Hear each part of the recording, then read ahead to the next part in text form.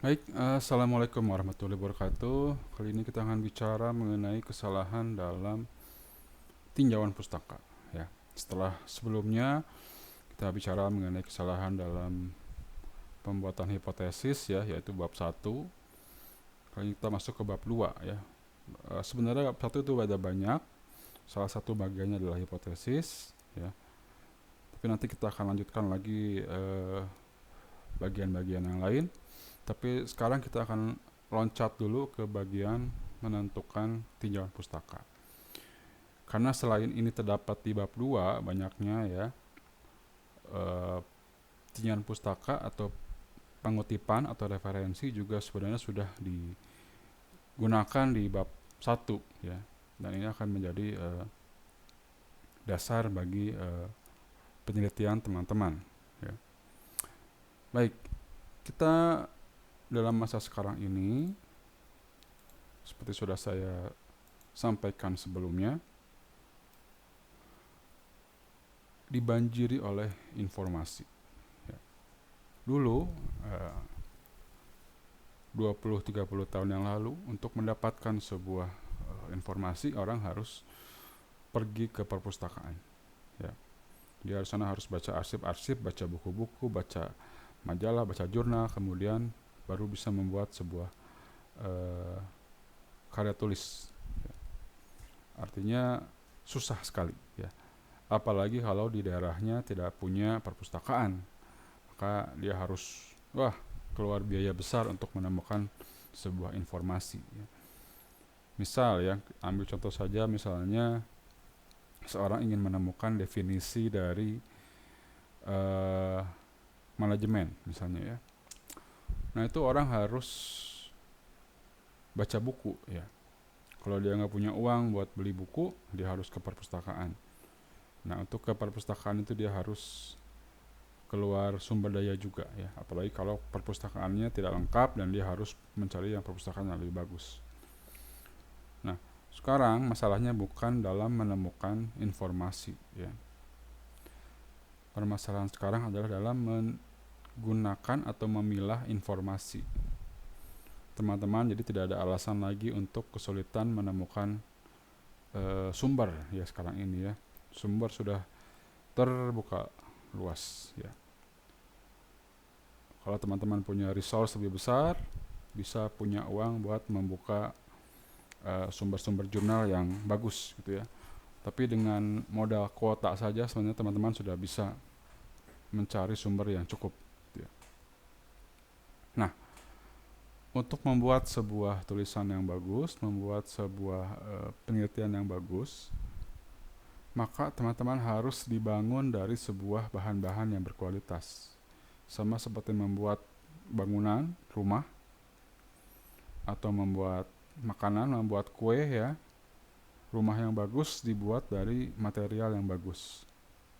Kue yang enak dibuat dari bahan-bahan yang berkualitas. Tepungnya yang mahal, misalnya menteganya yang bagus, ya.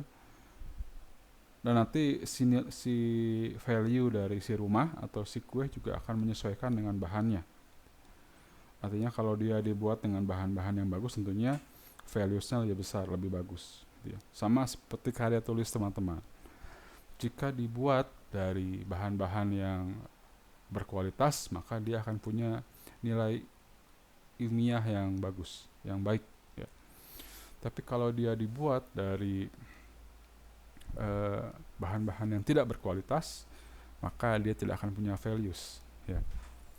So, pada akhirnya jika teman-teman menggunakan sumber yang tidak bagus, yang tidak berkualitas, tidak kredibel, maka validitas argumen dalam tulisan akademik tersebut akan lemah, ya.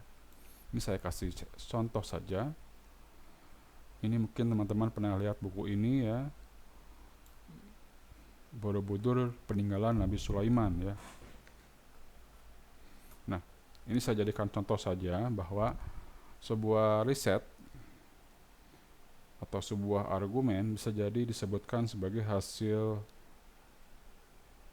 penelitian ilmiah. Sekarang banyak kita dengar istilah ini hasil ilmiah, hasil bla bla bla, expert, hasil ahli, ya. Tapi kita harus kritis, ya.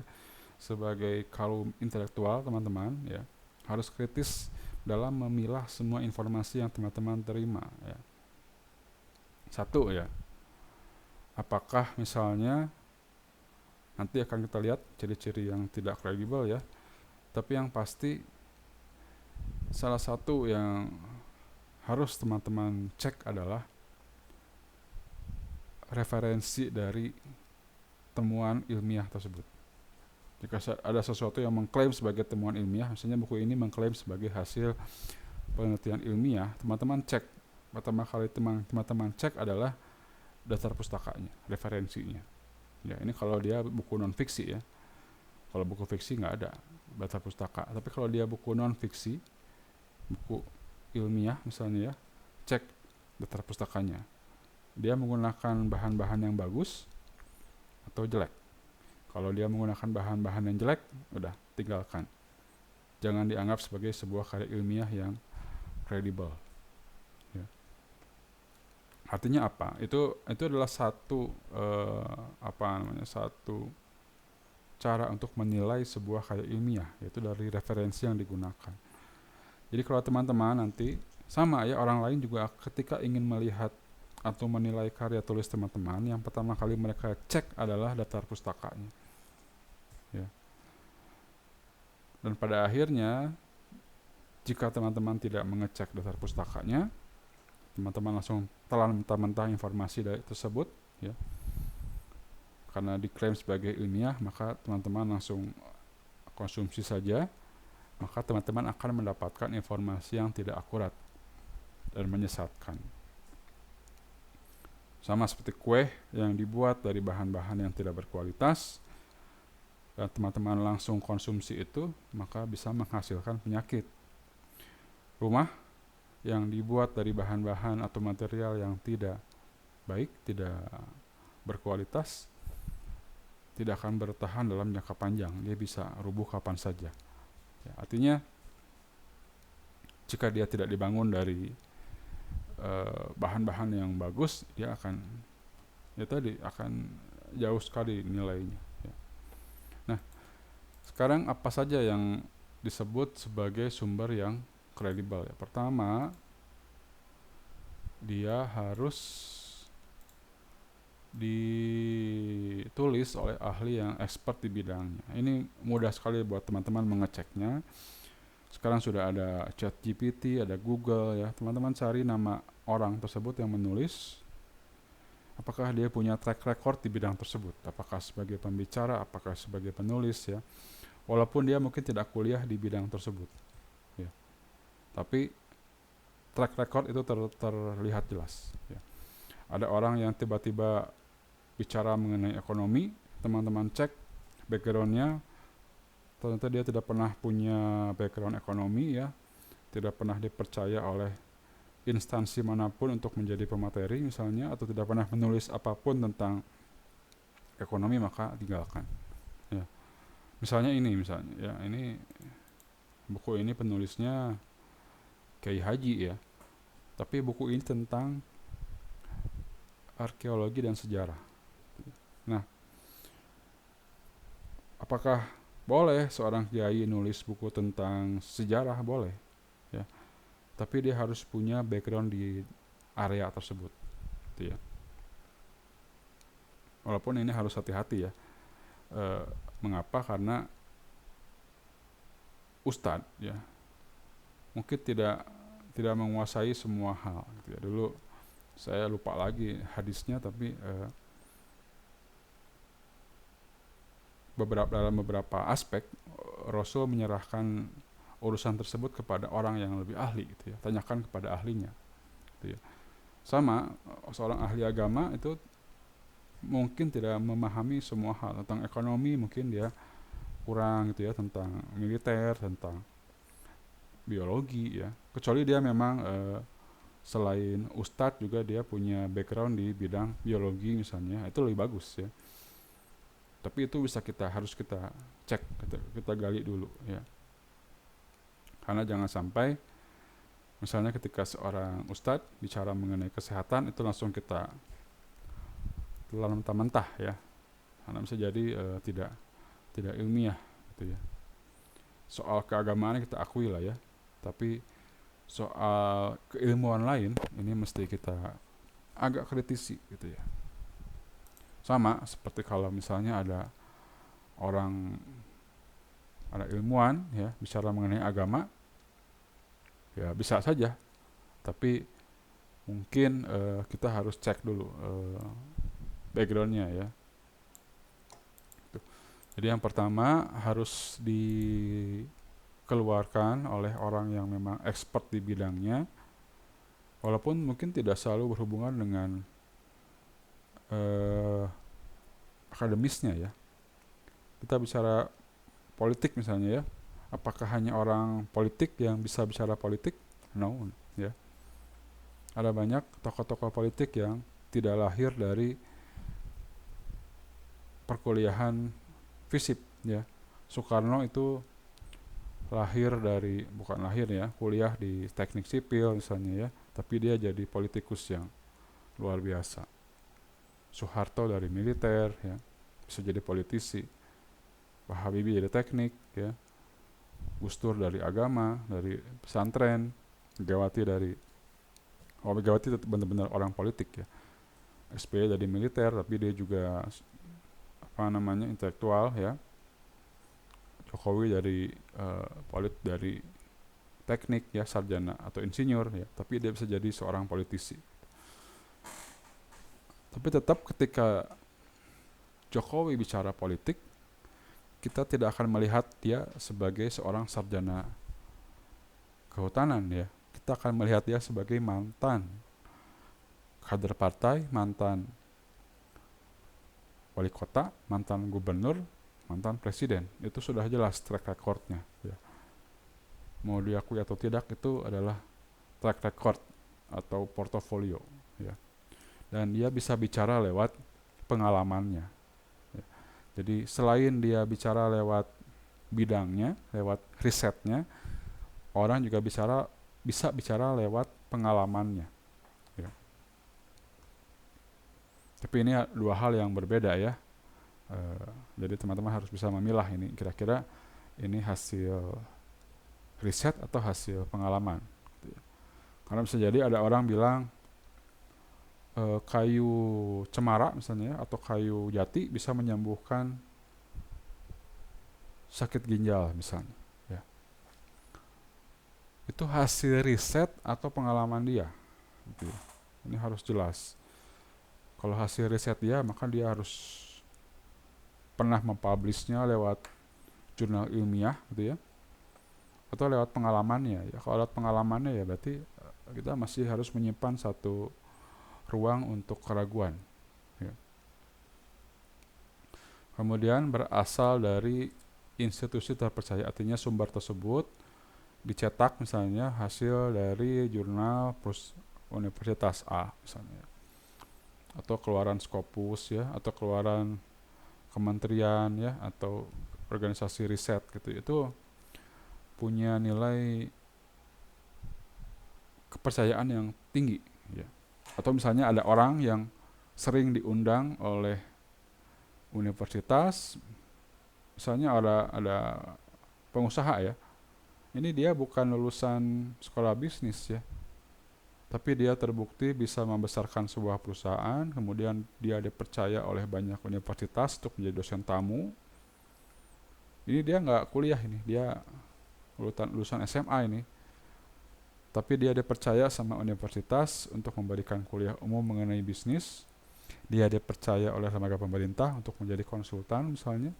Nah itu udah secara otomatis sudah diakui ya, sudah kredibel. Kemudian untuk yang sifatnya teknologi, riset, apalagi digital ya, ini punya masa expire yang singkat ya, karena perkembangan teknologi itu sangat cepat. Artinya kita tidak bisa mengutip jurnal mengenai komputer yang terbit 15 tahun yang lalu ya, sudah sangat expire. Atau kita misalnya bicara mengenai kesehatan, tapi kita mengutip buku atau jurnal yang terbit 15 tahun yang lalu lah, udah kemana gitu ya.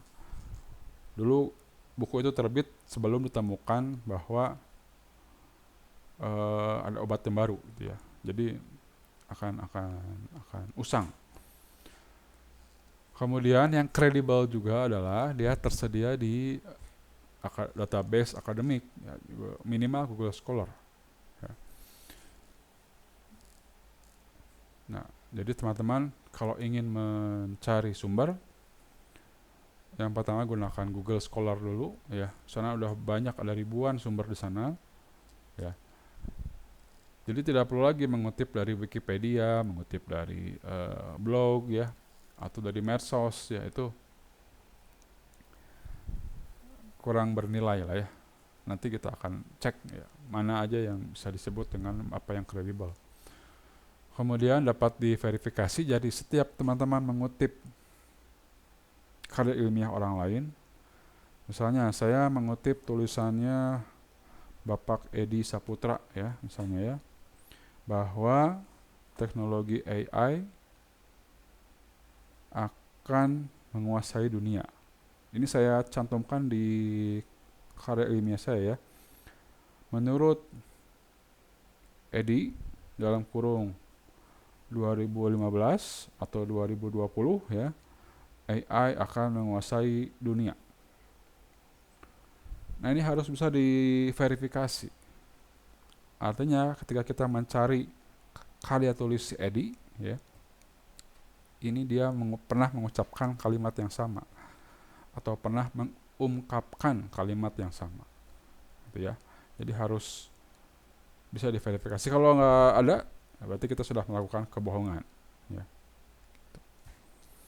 Kemudian ingat ya, tujuan dari sebuah penulisan adalah informatif dan objektif. Artinya apa? Jurnal itu nilai objektivitasnya tinggi. Kenapa? Karena dia disusun dari metode yang baik. Jadi metode yang baik akan menghasilkan objektivitas. Kalau tujuannya adalah untuk menggiring opini ya, atau subjektif, itu tidak punya nilai si sumbernya. Kita sekarang banyak menemukan media-media massa yang ini, makanya harus hati-hati ya. Media massa sekarang itu hidup dari iklan ya. Nah, sekarang bayangkan jika ada satu pihak atau satu perusahaan atau satu lembaga yang mengontrak si media untuk memberitakan satu hal tertentu ya. Dengan imbalan dia akan memuat iklan di sana ya, atau dia akan membayar fee kepada si media. Itu bisa terjadi. Ya. Ciri-cirinya apa ya? Kalau media-media yang beritanya lebih banyak tendensius ya, yang satu menyerang atau mengagungkan satu pihak, itu artinya dia tidak objektif, atau subjektif artinya sudah ada yang membelinya ya, sudah ada yang memesan ya. Ini media apapun ya. Misalnya kalau kita lihat, misalnya ada media yang misalnya objeknya pemerintah ya, ada media yang terlalu pro pemerintah atau terlalu anti pemerintah, bisa jadi tadi ya, bisa jadi ada agenda tersembunyi gitu ya. Bisa jadi kalau dia terlalu pro, artinya dia memang hidup dari pemerintah misalnya ya. Kalau dia anti banget, bisa jadi ada pihak oposisi yang meng-hire ya. Jadi yang bagus adalah yang informatif, yang objektif, yang dia netral ya, di tengah-tengah. Ketika jelek dia bilang jelek, ketika bagus dia bilang bagus. Kemudian kalaupun teman-teman harus mengutip dari situs, maka carilah yang domainnya .org, .edu, .gov gitu ya. Kalau .com masih banyak yang fake lah ya, apalagi yang lain. Dan harus diperbarui secara berkala. Jadi kalau ada website yang lama tidak diupdate, maka bisa jadi dia usang informasinya ya. Artinya mungkin sudah tidak berlaku lagi. Nah, kemudian kalau ada jurnal juga harus dilihat kira-kira dia apakah sudah mengalami proses peer review atau pengecekan oleh rekannya ya, atau dengan expert lain, atau sudah mengalami sudah dicek oleh editor ya. Oke, mungkin demikian bisa kami sampaikan. Ini masih bersambung ya. Kita akan jumpa lagi di materi selanjutnya. Terima kasih. Assalamualaikum warahmatullahi wabarakatuh.